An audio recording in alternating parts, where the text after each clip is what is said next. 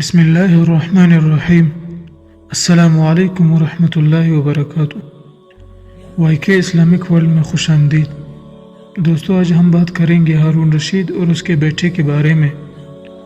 ہارون رشید کا ایک بیٹا تھا جس کی عمر تقریباً 16 سال کی تھی۔ وہ بہت کثرت سے زاہدوں اور بزرگوں کی مجلس میں رہا کرتا تھا اور اکثر قبرستان چلا جاتا۔ وہاں جا کر کہتا کہ تم لوگ ہم سے پہلے دنیا میں تھے، دنیا کے مالک تھے، لیکن اس دنیا نے تمہیں نجات نہ دی حتیٰ کہ تم قبروں میں پہنچ گئے۔ کاش مجھے کسی طرح خبر ہوتی کہ تم پر کیا گزر رہی ہے اور تم سے کیا کیا سوال و جواب ہوئے ہیں۔ اور اکثر یہ شعر پڑھتا تھا۔ ترجمہ: مجھے جنازے ہر دن ڈراتے ہیں اور مرنے والوں پر رونے والوں کی آوازیں مجھے غمگین رکھتی ہیں۔ ایک دن وہ اپنے باپ بادشاہ کی مجلس میں آیا۔ اس کے پاس وزراء سب جمع تھے اور لڑکے کے بدن پر ایک کپڑا معمولی اور سر پر ایک لنگی بندھی ہوئی تھی۔ اراکین سلطنت آپس میں کہنے لگے کہ اس پاگل لڑکے کی حرکتوں نے امیر المؤمنین کو بھی دوسرے بادشاہوں کی نگاہ میں ذلیل کر دیا۔ اگر امیر المؤمنین اس کو تنبیہ کرے تو شاید یہ اپنی حالت سے باز آ جائے۔ امیر المؤمنین نے یہ بات سن کر ان سے کہا کہ بیٹا، تو نے مجھے لوگوں کی نگاہ میں ذلیل کر رکھا ہے۔ اس نے یہ بات سن کر باپ کو تو کوئی جواب نہیں دیا، لیکن ایک پرندہ وہاں بیٹھا تھا۔ اس کو کہا کہ اس ذات کا واسطہ جس نے تجھے پیدا کیا ہے، تو میرے ہاتھ پر آ کر بیٹھ جا۔ وہ پرندہ وہاں سے اڑ کر اس کے ہاتھ پر آ کر بیٹھ گیا۔ پھر کہا اب اپنی جگہ چلا جا۔ وہ ہاتھ پر سے اڑ کر اپنی جگہ چلا گیا۔ اس کے بعد اس نے عرض کیا کہ ابا جان، اصل میں آپ دنیا سے محبت کر رہے ہیں اور اسی دنیا نے مجھے رسوا کر رکھا ہے۔ اب میں نے یہ ارادہ کر لیا ہے کہ آپ سے جدائی اختیار کر لوں۔ یہ کہہ کر وہاں سے چل دیا اور ایک قرآن شریف صرف اپنے ساتھ لیا۔ چلتے ہوئے ماں نے ایک بہت قیمتی انگوٹھی بھی اس کو دے دی کہ احتیاج کے وقت اس کو فروخت کر کے اس کو کام میں لائے۔ وہ یہاں سے چل کر بصرہ پہنچ گیا اور مزدوروں میں کام کرنے لگا۔ ہفتے میں صرف ایک دن شنبے کو مزدوری کرتا اور 8 دن تک وہ مزدوری کے پیسے خرچ کرتا اور 8ویں دن پھر شنبے کو مزدوری کر لیتا اور 1 درہم اور 1 دانک یعنی درہم کا 1/6 حصہ مزدوری لیتا۔ اس سے کم یا زیادہ نہ لیتا۔ 1 دانک روزانہ خرچ کرتا۔ ابو عامر بصری رحمۃ اللہ علیہ کہتے ہیں کہ میری ایک دیوار گر گئی تھی۔ اس کو بنوانے کے لیے میں کسی معمار کی تلاش میں تھا۔ کسی نے بتایا ہوگا کہ یہ شخص بھی تعمیر کا کام کرتا ہے۔ میں نے دیکھا کہ نہایت خوبصورت لڑکا بیٹھا ہے، ایک زنبیل پاس رکھی ہے اور قرآن شریف دیکھ کر پڑھ رہا ہے۔ میں نے اس سے پوچھا کہ لڑکے مزدوری کرو گے؟ کہنے لگا کیوں نہیں کریں گے، مزدوری کے لیے تو پیدا ہی ہوئے ہیں۔ آپ بتائیں کیا خدمت مجھ سے لینی ہے؟ میں نے کہا گارے مٹی تعمیر کا کام لینا ہے۔ اس نے کہا کہ 1 درہم اور 1 دانک مزدوری ہوگی اور نماز کے اوقات میں کام نہیں کروں گا، مجھے نماز کے لیے جانا ہوگا۔ میں نے اس کی دونوں شرطیں منظور کر لی اور اس کو لا کر کام پر لگا دیا۔ مغرب کے وقت جب میں نے دیکھا تو اس نے 10 آدمیوں کے بقدر کام کیا۔ میں نے اس کو مزدوری میں 2 درہم دیے۔ اس نے شرط سے زائد لینے سے انکار کر دیا اور 1 درہم اور 1 دانک لے کر چلا گیا۔ دوسرے دن میں پھر اس کی تلاش میں نکلا، وہ مجھے کہیں نہ ملا۔ میں نے لوگوں سے تحقیق کی کہ ایسی صورت کا ایک لڑکا مزدوری کیا کرتا ہے، کسی کو معلوم ہے کہ وہ کہاں ملے گا؟ لوگوں نے بتایا کہ وہ صرف شنبے ہی کے دن مزدوری کرتا ہے، اس سے پہلے تم کو کہیں نہیں ملے گا۔ مجھے اس کے کام کو دیکھ کر ایسی رغبت ہوئی کہ میں نے 8 دن اپنی تعمیر بند کر دی اور شنبے کے دن اس کی تلاش میں نکلا۔ وہ اسی طرح بیٹا قرآن شریف پڑھتا ہوا ملا۔ میں نے سلام کیا اور مزدوری کرنے کا پوچھا۔ اس نے وہی پہلی 2 شرطیں بیان کی، میں نے منظور کر لی۔ وہ میرے ساتھ آ کر کام میں لگ گیا۔ مجھے اس پر حیرت ہو رہی تھی کہ پچھلے شنبے کو اس اکیلے نے 10 آدمیوں کا کام کس طرح کر لیا۔ اس لیے اس مرتبہ میں نے اسی طرح چپ کر کے وہ مجھے نہ دیکھے، اس کے کام کرنے کا طریقہ دیکھا تو یہ منظر دیکھا کہ وہ ہاتھ میں گارا لے کر دیوار پر ڈالتا ہے اور پتھر اپنے آپ ہی ایک دوسرے کے ساتھ جڑتے چلے جاتے ہیں۔ مجھے یقین ہو گیا کہ کوئی اللہ کا ولی ہے اور اللہ کے اولیاء کے کاموں کی غیب سے مدد ہوتی ہے۔ جب شام ہوئی تو میں نے اس کو 3 درہم دینا چاہے، اس نے لینے سے انکار کر دیا کہ میں اتنے درہم کیا کروں گا، اور 1 درہم اور 1 دانک لے کر چلا گیا۔ میں نے 1 ہفتہ پھر انتظار کیا اور تیسرے شنبے کو پھر اس کی تلاش میں نکلا، مگر وہ مجھے کہیں نہ ملا۔ میں نے لوگوں سے تحقیق کیا، ایک شخص نے بتایا کہ وہ 3 دن سے بیمار ہے، فلا ویران جنگل میں پڑا ہے۔ میں نے ایک شخص کو اجرت دے کر اس پر راضی کر دیا کہ وہ مجھے اس جنگل میں پہنچا دے۔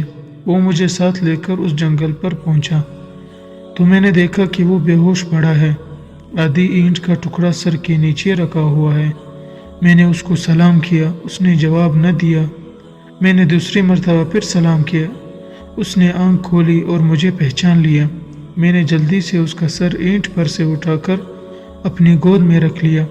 اس نے سر ہٹا لیا اور چند شعر پڑھے، جن میں سے 2 یہ ہے: ترجمہ: میرے دوست، دنیا کی نعمتوں سے دھوکے میں نہ پڑ، عمر ختم ہو جاتی رہے گی اور یہ نعمتیں سب ختم ہو جائیں گی۔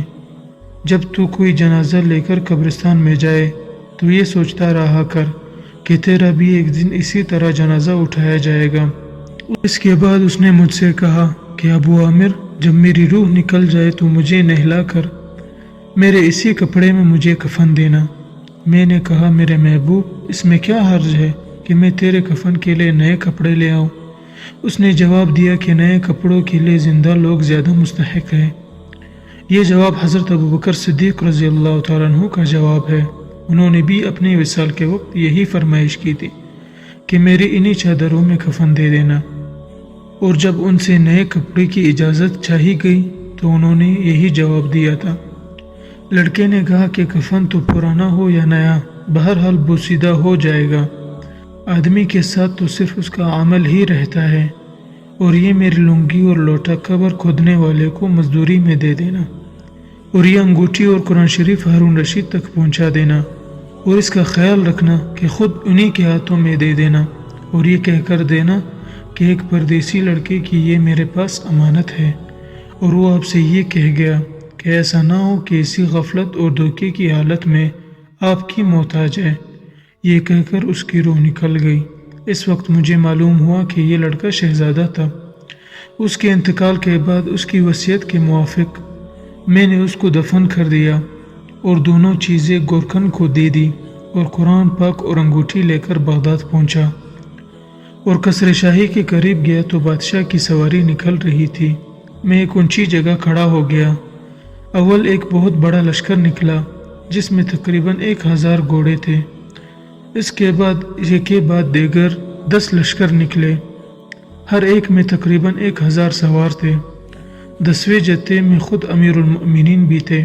میں نے زور سے آواز دے کر کہا کہ اے امیر المؤمنین، آپ کو حضور اقدس صلی اللہ علیہ وسلم کی قرابت اور رشتہ داری کا واسطہ، ذرا توقف کر لیجئے۔ میری آواز پر انہوں نے مجھے دیکھا تو میں نے جلدی سے آگے بڑھ کر کہا کہ میرے پاس ایک پردیسی لڑکے کی یہ امانت ہے جس نے مجھے یہ وصیت کی تھی کہ یہ دونوں چیزیں آپ تک پہنچا دوں۔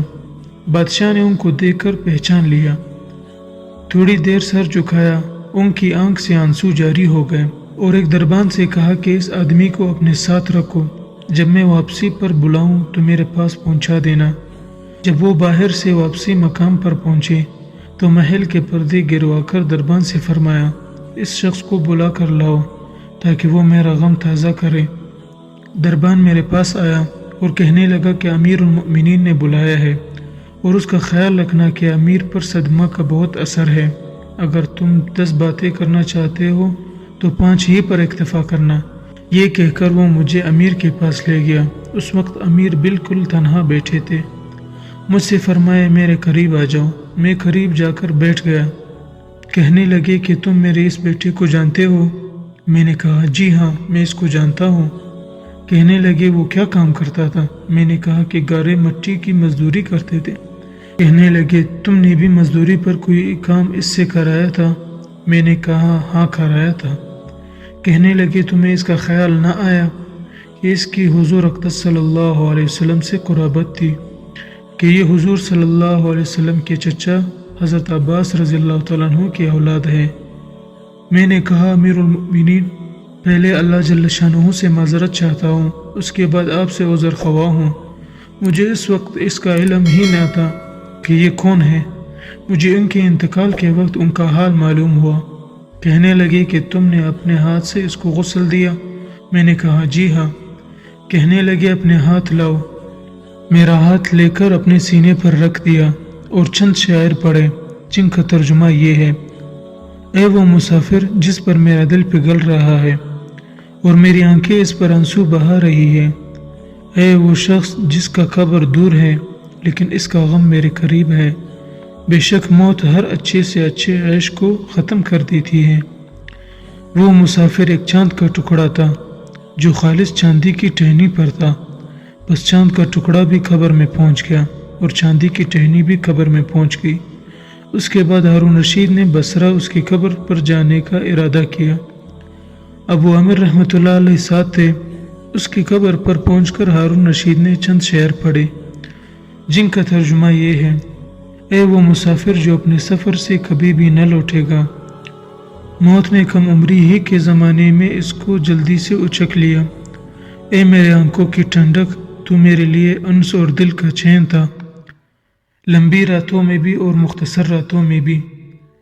تو نے موت کا وہ پیالہ پیا ہے جس کو عنقریب تیرا بوڑھا باپ بڑھاپے کی حالت میں پیے گا، بلکہ دنیا کا ہر آدمی اس کو پیے گا، وہ جنگل کا رہنے والا ہو یا شہر کا رہنے والا ہو۔ بس سب تعریفیں اس وحدہ لا شریک لہ کے لیے ہیں جس کی لکھی ہوئی تقدیر کے یہ کرشمے ہیں۔ ابو عامر رحمۃ اللہ علیہ کہتے ہیں کہ اس کے بعد جو رات آئی تو جب میں اپنے وظائف پورے کر کے لیٹا ہی تھا کہ میں نے خواب میں ایک نور کا قبہ دیکھا جس کے اوپر ابر کی طرح نور ہی نور پھیل رہا ہے۔ اس نور کے ابر میں سے اس لڑکے نے مجھے آواز دے کر کہا: ابو عمار، تمہیں حق تعالی شانہ جزائے خیر عطا فرمائے، تم نے میرے تجہیز و تکفین کی اور میری وصیت پوری کی۔ میں نے اس سے پوچھا کہ میرے پیارے، تیرا کیا حال گزرا؟ کہنے لگا کہ میں ایسے مولا کی طرف پہنچا ہوں جو بہت کریم ہے اور مجھ سے بہت راضی ہے۔ مجھے اس مالک نے وہ چیزیں عطا کی ہے جو نہ کبھی کسی آنکھ نے دیکھی، نہ کسی کان نے سنی، نہ کسی آدمی کے دل پر ان کا خیال گزرا۔